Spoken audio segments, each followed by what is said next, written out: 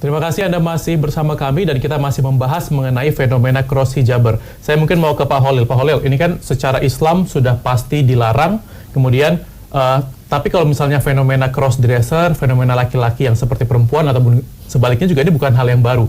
Kalau Anda melihat saat ini fenomena ini bisa dibilang kembali mencuat, ini kira-kira ada apa ini Pak? Sebenarnya kalau berkenaan dengan orang pakai hijab ditutup semua, sebenarnya nggak ada yang melarang sih.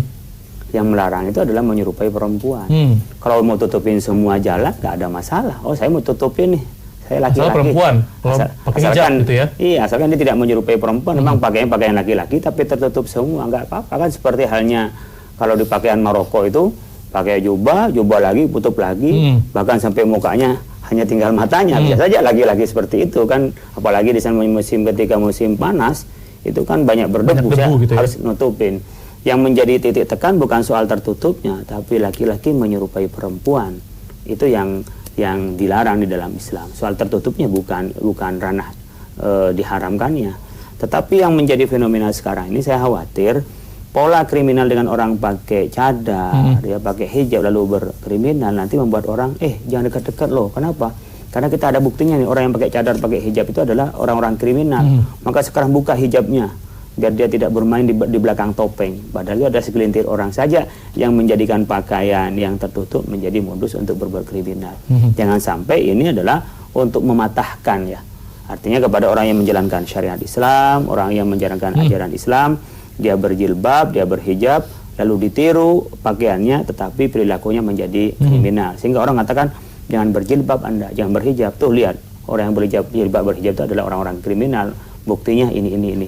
Padahal orang yang mencuri itu bukan orang yang memang ingin menjalankan ajaran agama, tetapi ketertutupan di dalam dirinya dipakai untuk mencuri.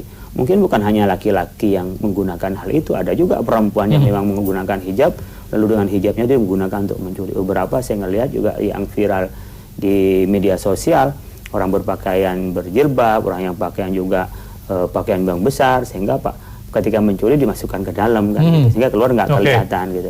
Nah, saya pikir ini persoalan kriminal sebenarnya.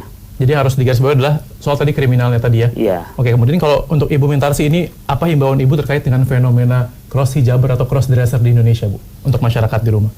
Yang harus kita cegah adalah jangan diikuti oleh tindakan kriminalitas, dan sebetulnya tindakan seperti itu kan merupakan suatu penipuan identitas ya. Jadi sebetulnya di masjid itu bisa berbuat banyak. Kalau ketahuan satu, dia bisa saja satu itu diidentifikir, lalu kemudian dicari kawan-kawannya siapa. Jadi paling nggak itu kan lebih menakutkan bagi orang-orang itu untuk nantinya tidak berbuat kriminal. Lalu di luar juga bahwa akhirnya mungkin terjadi penyalahgunaan di luar untuk perampokan atau untuk apa. Sekarang kan juga terjadi. Kalau dulu orang-orang mereka kalau melakukan tindakan kriminalitas kelihatannya garang, kalau sekarang kelihatannya halus. Jadi modusnya baru lagi gitu ya Bu? Ya, modus baru. Ini. Oke, baik. Terima kasih Ibu Mintarsi sudah hadir dan juga Pak Holil. Karena waktu kita terbatas, kita harus akhiri perbincangan kita mengenai fenomena cross hijaber. Dan pemirsa, kami akan kembali dengan informasi lain. Di antaranya ini 9 orang tewas ditembak kartel narkoba. Jangan kemana-mana, tetaplah di Newsroom. Ibu Mintarsi, terima kasih.